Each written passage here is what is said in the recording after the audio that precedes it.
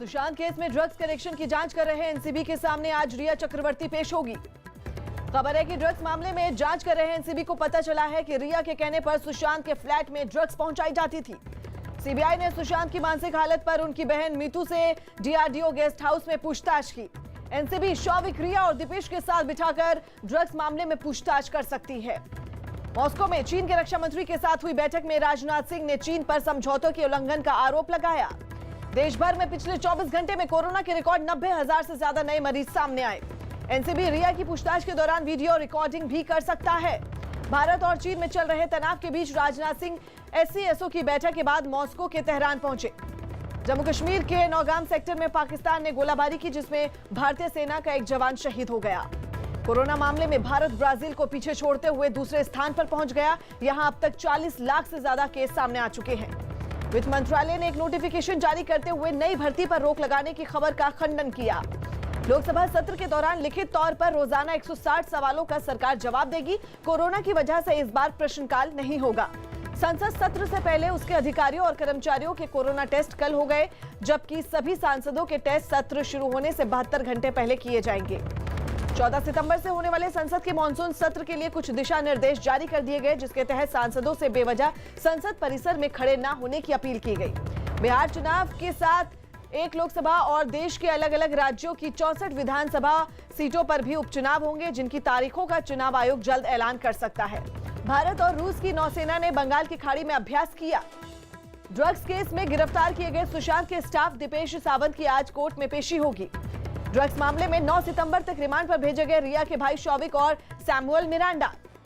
कुपवाड़ा में सुरक्षा बल और आतंकियों के बीच मुठभेड़ में एक आतंकी मारा गया।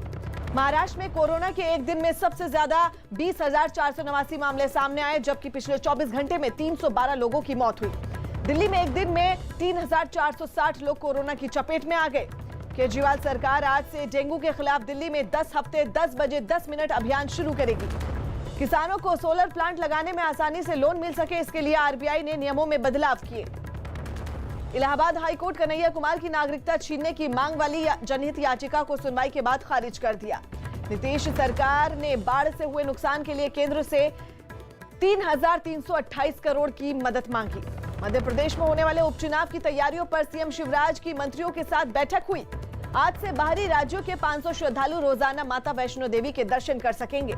मुंबई की तुलना पीओके से करने वाले बयान पर कांग्रेस ने कंगना के खिलाफ मुंबई में आजाद मैदान पुलिस स्टेशन में शिकायत की। आतंकी संगठन हिजबुल मुजाहिदीन के सरगना सलाउद्दीन के पाकिस्तान की खुफिया एजेंसी आईएसआई से कनेक्शन की सबूत मिले। जम्मू कश्मीर के पुलवामा में लश्कर तैयबा में शामिल एक नए आतंकी को सुरक्षा बल ने गिरफ्तार कर लिया। दिल्ली के मालवीय नगर से पुलिस ने कोरोना की फर्जी जांच रिपोर्ट देने के आरोप में एक डॉक्टर समेत 2 लोगों को पकड़ लिया। दिल्ली की निजामुद्दीन दरगाह आज से लोगों के लिए खुल गई। सुप्रीम कोर्ट ने 10वीं और 12वीं की कंपार्टमेंट परीक्षा में छात्रों की कोरोना सुरक्षा पर सीबीएसई से जवाब मांगा।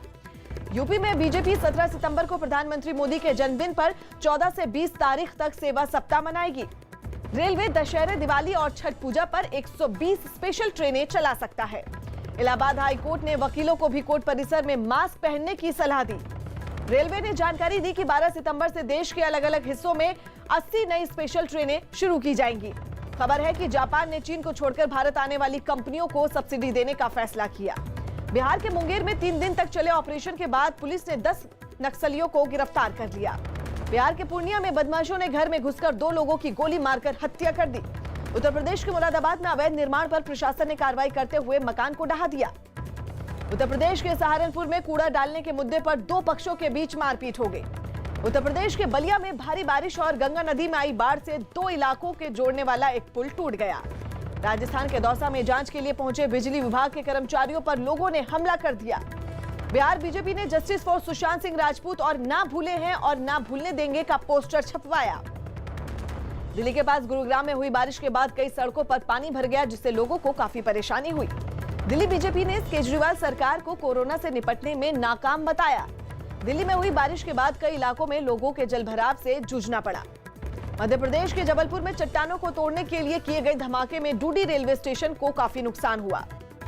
मध्य प्रदेश के सतना में बेटी की गोली मारकर हत्या के आरोप में पिता को गिरफ्तार कर लिया गया। बिहार के भागलपुर में मारपीट के आरोपियों को पकड़ने गई पुलिस की टीम पर गांव वालों ने हमला कर दिया, जिसमें कई पुलिस वाले घायल हो गए।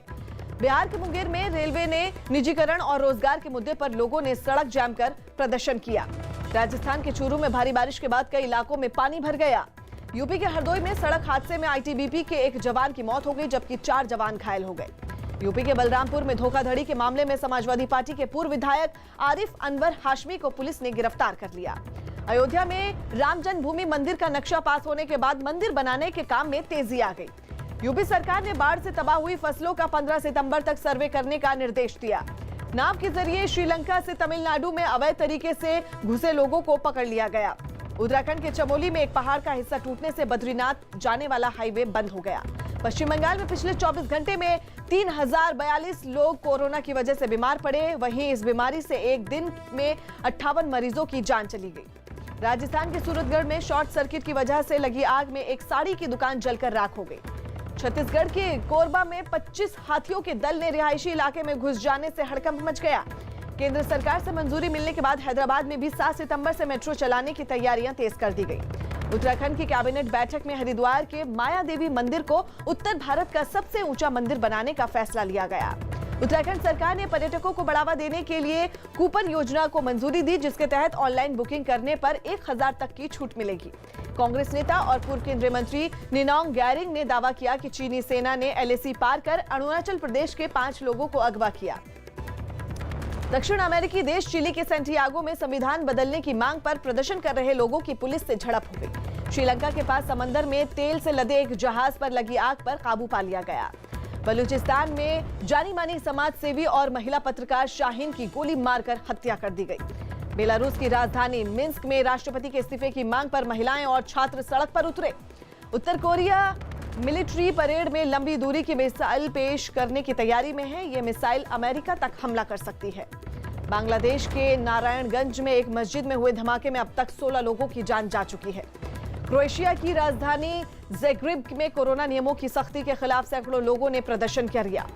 इजराइल की राजधानी यरूशलेम में प्रधानमंत्री बेनियामिन नेतन्याहू के आवास के बाहर लोगों ने प्रदर्शन किया। चीन में तूफान और भारी बारिश की वजह से फंसे लोगों को बचाने का काम तेज कर दिया गया। इटली के रोम में कोरोना को फैलने से रोकने के लिए उठाए गए सख्त कदमों के खिलाफ लोगों ने गाना गाकर प्रदर्शन किया। पाकिस्तान में मरियम नवाज और उनकी पार्टी के 300 कार्यकर्ताओं पर आतंकवाद के आरोप में केस दर्ज किया गया। अमेरिका में राष्ट्रपति पद के उम्मीदवार जो बाइडेन ने चुनाव में वादा किया कि अगर वो जीतते हैं तो वो तिब्बत के समर्थन में खड़े होंगे। अमेरिकी राष्ट्रपति डोनाल्ड ट्रंप ने कोरोना संकट के बीच करीब 13 लाख लोगों को नौकरी देने का दावा किया। केंद्र सरकार ने ईज ऑफ डूइंग बिजनेस में राज्यों की रैंकिंग जारी की, जिसमें इस बार भी टॉप पर आंध्र प्रदेश रहा।